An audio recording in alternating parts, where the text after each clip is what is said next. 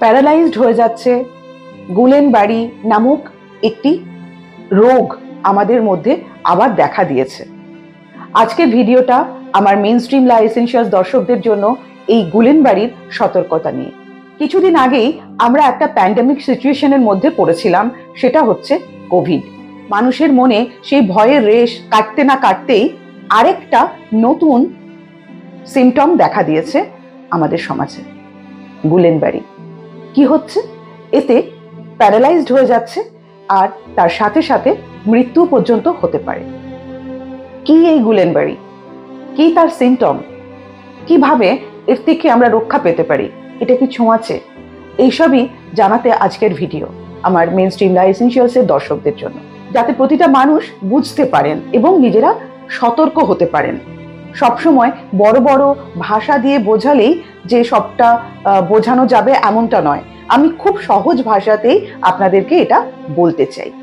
প্রথম কথা, দেখবেন মানুষের যখন শরীর খারাপ হয়, হতেই পারে বাচ্চা থেকে বড় প্রত্যেকে বিভিন্ন ভাইরাস আক্রান্ত হয়, যেমন জ্বর, সর্দি কাশি, পেট খারাপ, এই সমস্যাগুলো হয়ে থাকে।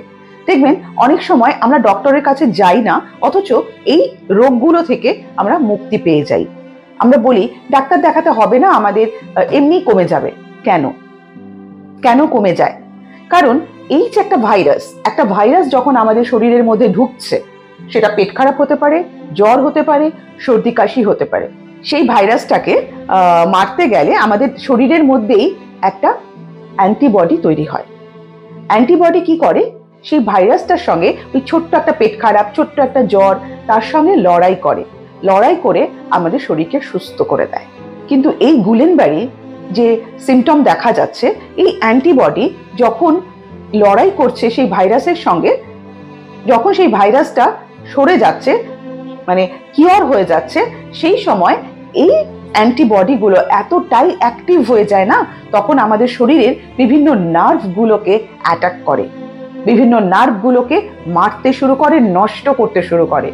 সেই সময় আমাদের ব্রেন এবং হার্ট, এই যে সমস্ত নার্ভগুলোকে যখন সে মেরে ফেলছে, তখনই প্যারালাইজড হয়ে যায়। এমনকি শ্বাসকষ্ট শুরু হয়, মৃত্যু পর্যন্ত ঘটতে পারে।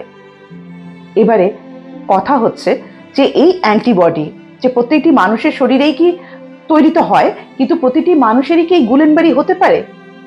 না, তেমনটা নয়। কারণ এই গুলেনবারি তাদেরই হতে পারে, একটা জিন থাকে শরীরের মধ্যে, নানা রকম জিন থাকে প্রত্যেকটা মানুষের শরীরে। তো বাইরে থেকে দেখে আমরা সেটা বুঝতে পারবো না, কোনোদিনই বোঝা সম্ভব নয় যে কার মধ্যে কি জিন রয়েছে, কার মধ্যে কি অ্যান্টিবডি তৈরি হচ্ছে, বা এই অ্যান্টিবডিটা অ্যাক্টিভ হয়ে গেলে আমরা কিভাবে তাকে শান্ত করব, সেসব বাইরে থেকে দেখে একেবারেই বোঝা সম্ভব নয়। এটাই সব থেকে বড় রিস্ক। তাহলে এর থেকে বাঁচার উপায় কি? এর থেকে কি আমরা বাঁচতে পারবো না? আমাদের দুটো সচেতনতা অবলম্বন করতে হবে। কারণ সব থেকে আগে যে জিনিসটা, আমাদের শরীরে ভাইরাস ঢুকছে, পেট খারাপ হচ্ছে বা জ্বর হচ্ছে, আমাদেরকে কি করতে হবে? কখনোই বাইরের কোনো আনহাইজেনিক খাওয়া উচিত নয়। কাটা ফল, অনেকে ভাবছেন যে ফল খাচ্ছি, কিন্তু কাটা ফল বাইরে পড়ে রয়েছে, সেটা একেবারেই খাবেন না। এছাড়া মানুষের যখন আমরা রাস্তা দিয়ে যাই, বিভিন্ন লোভনীয় খাদ্য থাকে, যেমন ফুচকা থেকে শুরু করে নানা রকম জাঙ্ক ফুড, যেগুলো আমরা অ্যাভয়েড করতে পারি না। কিন্তু আমি বলবো, এখন যখন এই সিচুয়েশনটা চলছে, আমার মতে এই সময় একটু কন্ট্রোল করা উচিত। হাত না ধুয়ে কোনো খাবারই খাবেন না। জল, বাইরের জল, যেখানে সেখানে যে জল আমরা খেয়ে ফেলছি, সেই জলটা খাবেন না। কারণ এই জল বাহিত, এই খাবার বাহিত যেটা রয়েছে, সেটার মাধ্যমেই কিন্তু আমাদের শরীরের মধ্যে যে কোনো ভাইরাস ঢুকতে পারে, যাতে পেট খারাপ হয়ে যেতে পারে। আমাদের সেটা আটকাতে হবে, যাতে কোনো রকমের রোগে আমরা আক্রান্ত না হই। তাহলে সেই ভাইরাসটাকে মারার জন্য কোনো অ্যান্টিবডি তৈরি হবে না। আর অ্যান্টিবডি তৈরি না হলে তাহলে আমাদের সেই রোগটাকে মারারও দরকার পড়ছে না।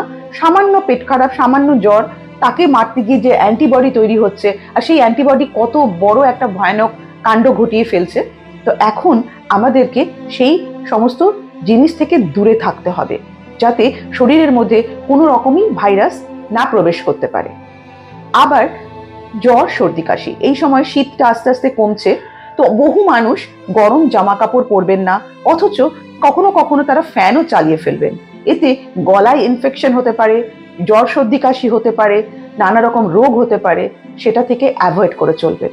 দেখুন, খুব চিন্তার বিষয়, আমার আপনার প্রত্যেকেরই একটু সচেতনতা অবলম্বন করতেই হয়।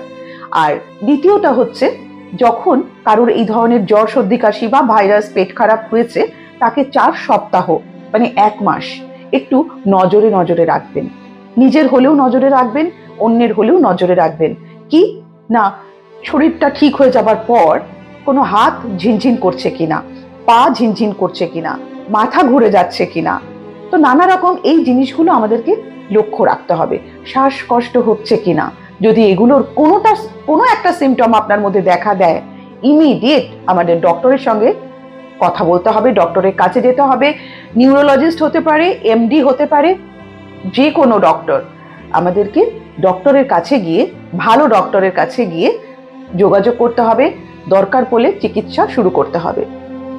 দেখুন, আমরা কার কি হবে এটা আমরা বুঝতে পারি না, কিন্তু প্রোটেকশন নিতে তো আমাদের হবেই। তাই জন্য আজকে আমি আমার ভিডিওতে আপনাদেরকে একটু সজাগ করলাম, কারণ মেইনস্ট্রিম লা এসেনশিয়ালসের মূল লক্ষ্য হচ্ছে ভালো থাকুন, ভালো রাখুন। আজকের ভিডিওতে এই পর্যন্তই। আমি আসবো আপনাদের সামনে, ততক্ষণ আপনারা আমার সাথে থাকুন, সঙ্গে থাকুন, দেখতে থাকুন মেইনস্ট্রিম লা এসেনশিয়ালস। ভালো থাকবেন। নমস্কার।